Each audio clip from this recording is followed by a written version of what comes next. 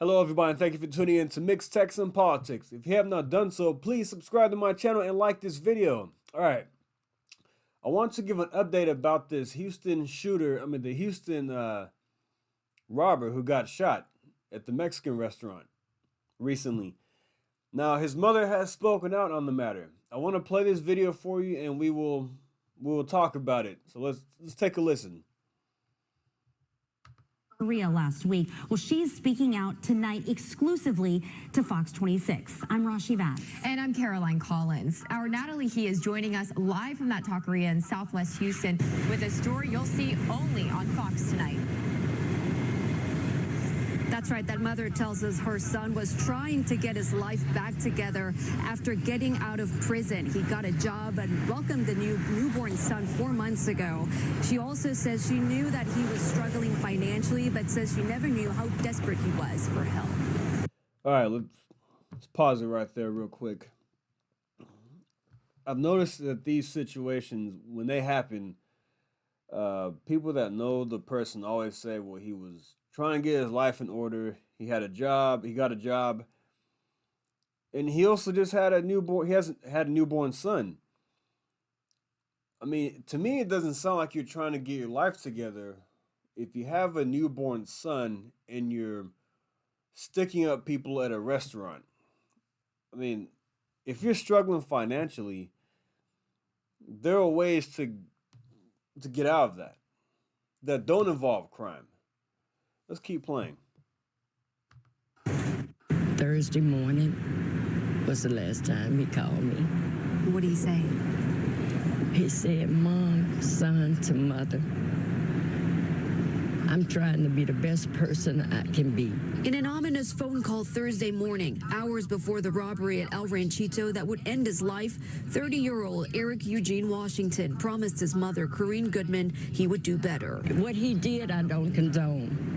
I don't. He knew better. He never said anything or made me think he would go this route. He started working, he was striving, because he said, Mom, when you send someone to penitentiary, it breaks you. In 2015, records show Eric was convicted of aggravated robbery with a deadly weapon and sentenced to 15 years in prison in connection to the shooting death of the business owner, 62-year-old Hamid Warich. He was there. He did not kill their father, but he was there and their father got killed. And that I am sorry for. I never got to say that to them, but I'm sorry for that. Eric served 7 years and was released on parole. In December, he was charged with assaulting his common-law wife and later bonded out. He's not the monster people picture him to be. As the case now turns over to a... All right. No, I do feel for the mother. I do. I really do.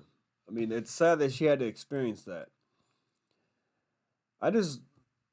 She says he's not the monster that people thought he was.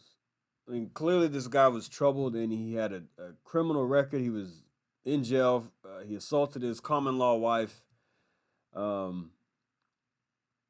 My opinion, it looks like this guy had the ability to commit such a crime in this manner, to go to a restaurant and use a fake gun and stick people up. You have to set the example. I mean, you're a new father.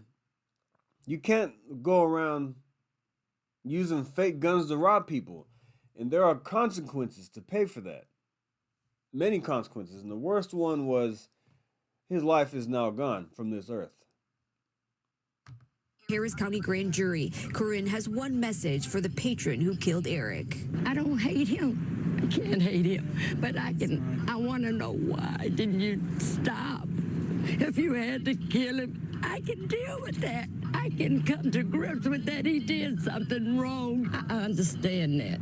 But for him to be shot 4 times in the back, leaving, and when he falls down and he shoots him 4 more times, he abused him. He was dead already. And that hurt.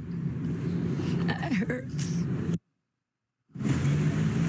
Now that custody customer wishes to remain anonymous. In a statement sent from his attorney, Juan Guerra Jr., yesterday, he said that man feared for his life and acted in self-defense. This event has been very traumatic, and taking a human life is something that will burden him for the rest of his life. Caroline? Yeah, Natalie, speaking of self-defense, though, you did speak with an attorney yesterday about this case, and we know that the robber had a fake gun when he was shot. So, what was the attorney's take on that?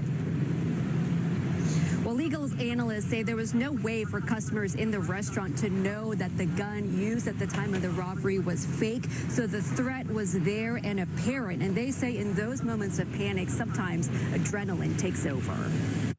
The impact of adrenaline. Now, this was a very stressful event. The important thing to remember is once somebody has the legal right to act in self-defense and to use lethal force in self-defense, then they have the right, whether it's shooting him once or shooting him 9 times.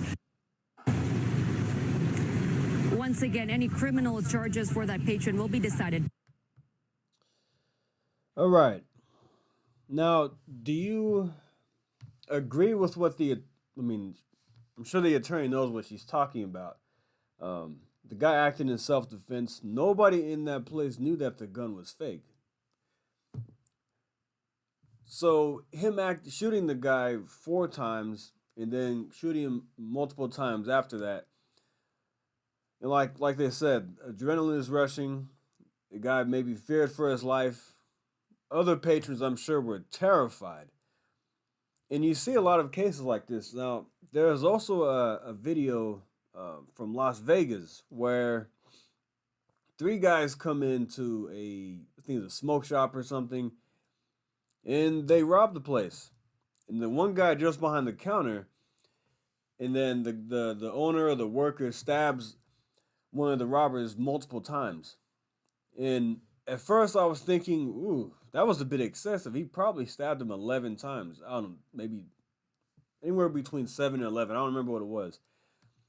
He stabbed the guy multiple times and then called the police. I don't know if the guy died, but at first I thought it was a little excessive, but then as I started talking about it with other people, they said, hey, the adrenaline is kicking in. And sometimes you just don't have any control over that. When you fear for your life, the adrenaline kicks in, and you kind of go a little crazy, a little excessive, and it's justified because the guy jumped behind the counter. You don't know what he's going to do. So, my question is: was shooting the guy multiple times justified because he feared for his life and he felt like he was protecting other people around him? Not knowing the gun is fake, that's kind of irrelevant because, like I said, nobody knows. But I want to know what you think about that. What do you think about what the mother said? Do you think this guy was turning his life around? Should he have set a better example for his newborn son? Obviously, the 4-month-old child doesn't know what's going on, but he should have prioritized being a father way before being going to rob somebody or to rob a restaurant and take people's money. You just got a job. You can get a second job. You can find side hustles. There are many things to do to create income. And by him having a son, that should have propelled him to do more things, to do greater things in life. If you have a troubled past and you get back on track, that's fine. I understand that. People have some issues. They go to jail. He wants to turn his life around. That's totally fine. I get that. But to keep going back into the same ways, I mean, I can't really defend you on that. And when you do something bad, like going to rob a restaurant and the patrons inside there, there's a very good chance in the state of Texas, you're going to get shot. So yeah, that's just my take on it. All right, guys, thanks for listening. Like and subscribe, and I'll see you next time. Thank you. Take care.